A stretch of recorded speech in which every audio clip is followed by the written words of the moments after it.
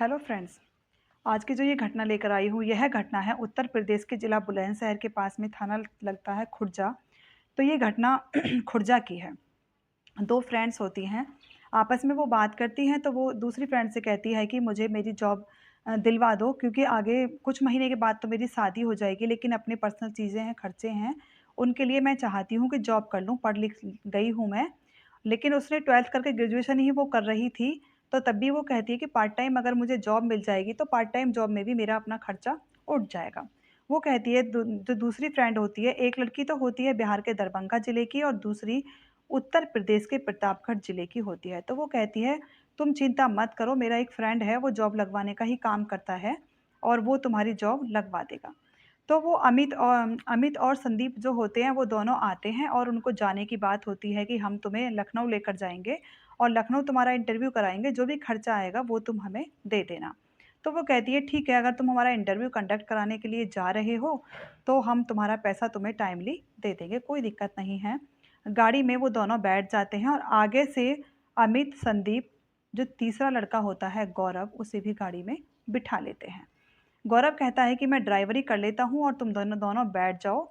तो उसके बाद में लड़कियाँ बैठी हुई हैं, काफ़ी लंबा रूट था, क्योंकि जो गाड़ी थी उनकी वो नोएडा से गाज़ियाबाद की तरफ बढ़ने लगती है। वो लड़कियाँ नोएडा से बैठी थी और नोएडा से वो गाज़ियाबाद की तरफ बढ़ने लगती है और इसी बीच में वो तीनों गाड़ी चला रहे थे और अपना आराम से जा रहे थे। तो जाते-जाते अमित और संदीप कहते हैं, "अगर तुम्हें कोई दिक्कत ना हो, कोई परेशानी ना हो, तो क्या हम बियर खरीद के पी सकते हैं?" तो वो लड़कियाँ पहले तो एक-दूसरे के चेहरे को देखती हैं, उसके बाद में वो कहती हैं कि खरीद लो, लेकिन अपनी मर्यादा में रहकर ही पीना, और ऐसा ना हो कि कोई दिक्कत परेशानी बन जाए तुम्हें भी और हमें भी, तो आराम से थोड़ी बहुत लेकर पी लेना। इसी बीच में उन्हें सहमति मिल जाती है और वो फिर वहाँ से गाड़ी में चलते चले जाते हैं और बियर अपना रंग दिखाना शुरू कर देती है। उन्हें थोड़ा-थोड़ा नशा होने लगता है। तो गौरव जो था, जो पीछे लड़की बैठी हुई थी, उस लड़की को छेड़ने लग जाता है, जो बिहार वाली लड़की थी। दोनों ही लड़कियाँ बहुत सुंदर थीं, वो उसे छेड़ने की कोशिश कर रहा था। उस लड़की को गुस्सा आता है, वो अपनी फ्रेंड से कहती है कि इस लड़के को इन्होंने क्यों बिठाया? दोनों खुसर-पुसर करती हैं, आपस में काना-फूसी करती हैं, बातें करती हैं, लेकिन बियर जो थी वो उन्हें चढ़ चुकी थी। तो गौरव जो गाड़ी चला रहा था, वो उनसे कहता है कि तुम आकर पीछे बैठ जाओ और मैं तुम गाड़ी चलाओ और मैं आगे बैठ जाता हूँ। ऐसा कहकर वो गौरव पीछे जाता है और अमित को गाड़ी हाथ में दे देता है। अमित गाड़ी चलाता है। जो लड़की थी वो अभी 12th पास आउट करके ही ग्रेजुएशन कर रही थी, तो वो उससे मना करती है, वो उसको छूने की कोशिश करता है, तब बार-बार वो कहती है कि मुझे छुओ मत, वरना मैं शोर मचाऊँगी, चिल्लाऊँगी और मैं तुम्हें मुझे परेशान मत करो। बहुत मिन्नतें करती है, उसको बहुत ज़्यादा समझाने की कोशिश करती है, लेकिन गौरव जो था वो मानने को तैयार ही नहीं होता। इस पर जब वो उससे हाथ-पैर जोड़ती है, खुशामत करती है, मिन्नतें करती है, लेकिन वो फिर भी नहीं मानता, तो इसके बाद में वो पलटती है और 4-5 थप्पड़ गौरव के मुँह पर खींच देती है। जब 4-5 थप्पड़ गौरव के मुँह पर लग जाते हैं, तो उसकी मैन ईगो हर्ट हो जाती है और इसके बाद में वो इतना गुस्से में आता है। गाड़ी जो थी उस टाइम पर हाईवे पर चल रही थी और हाईवे पर गाड़ी थी और वो उसे लड़की को देखता है और खिड़की खोलने के बाद उस लड़की में इतनी तेज़ लात मारता है कि वो लड़की जाकर सड़क पर, हाईवे पर गिर जाती है और पीछे से जो गाड़ियाँ आ रही थीं, वो उसे वन बाय वन कुचलती चली जाती हैं। एक ही पल में वो लड़की सड़क से चिपक कर रह जाती है और उसका ये पता नहीं चलता कि ये कोई इंसान भी थी, क्योंकि हाईवे पर स्पीड तो स्लो होती नहीं है, बहुत तेज़ स्पीड होती है और उसमें उस लड़की की जीवन लीला एक पल में ही समाप्त हो जाती है। अब जो दूसरी लड़की थी, वो इतनी डर सहम जाती है, वो इतनी परेशान हो जाती है कि अब वो करे तो क्या करे? और वो शांति से बैठी हुई थी और पीछे मुड़-मुड़ कर वो ये देख रही थी कि उसकी फ्रेंड के ऊपर से किस तरह गाड़ियाँ उसे कुचलकर चली गईं और वो एक ही पल में एक मुट्ठी की इंसान बनकर रह गई। वो अंदर ही अंदर टूट जाती है, रोती है, परेशान होती है, लेकिन कोई भी उसे ये दिखाई दे रहा था कि अगर अब मैंने इन लड़कों की बगावत की तो शायद ये मुझे भी मार देंगे। इसके बाद में होता भी यही है और तीनों जो हैं वो बारी-बारी से लड़की के साथ में उसका बलात्कार करते हैं। टीपी नगर, प्रतापगढ़ और बुलंदशहर और मेरठ के बीच में एक ऐसा इलाका पड़ता है, बुलंदशहर और मेरठ के बीच में एक ऐसा इलाका पड़ता है जहाँ पर बिल्कुल सन्नाटा रहता है। और सन्नाटे में ही वो लड़की के साथ में दरिंदगी करते हैं और लड़की बेहोश हो जाती है। और बेहोश होने के बाद खुर्जा क्षेत्र में पहुँचते-पहुँचते उस लड़की को थोड़ा बहुत होश आने लगता है। जब उस लड़की को थोड़ा बहुत होश आता है, तो खुर्जा पहुँचते-पहुँचते वहाँ पर एक मंदिर पड़ता है। सुबह के लगभग साढ़े 7 बज चुके थे इस घटना को, क्योंकि जो उसकी फ्रेंड थी उसको तो उन्होंने फेंक ही दिया था और लगभग सुबह के साढ़े 7 बज गए थे। लड़की को थोड़ा-थोड़ा होश आ रहा था, वो खुद भी तीनों होश में थे, बस पूरे दिन और रात वो गाड़ी को ही चलाते रहते हैं और चलाते रहे और इसी बीच मंदिर के पास जैसे ही वो गाड़ी गुज़री, उन्होंने उसको लड़की ने जब गाड़ी हल्की स्पीड पर थी क्योंकि वहाँ पर रेड लाइट भी थी और जाम भी था। लड़की ने जैसे ही होश आता है वो गाड़ी को खोलती है और खोलने के बाद ही उस सड़क मतलब गाड़ी में चलती गाड़ी से ही कूद जाती है। कूदने के बाद में वो चीखती है, चिल्लाती है, जितनी उसमें ताकत थी वो उतनी ताकत से चिल्लाती है। कुछ लोग रेहड़ी पर चाय पी रहे थे, कुछ लोग इधर-उधर मॉर्निंग वॉक के लिए निकले थे, कुछ मंदिर था वहाँ पर पूजा करने के लिए आए थे।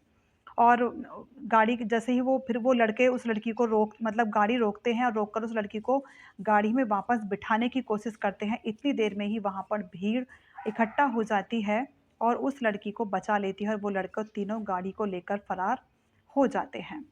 फिर उस लड़की को वहाँ पर पानी पिलाया जाता है और उसके सर पर हाथ फेरा जाता है, उसे प्यार से मतलब पुचकारा जाता है, बहलाया जाता है, पूछा जाता है क्योंकि लोग अच्छे से ये जान पा रहे थे कि इस लड़की के सर में वो बहुत ज़्यादा सहम रही थी, डर रही थी, पल-पल मर रही थी। लेकिन जब कुछ लोग उसके पास में आ जाते हैं और आकर उसे सांत्वना देते हैं कि तुम परेशान मत हो, यहीं पर एक पुलिस चौकी है मंदिर के पास में, तुम वहाँ चलो, वहाँ जाकर तुम सारी बात बता देना।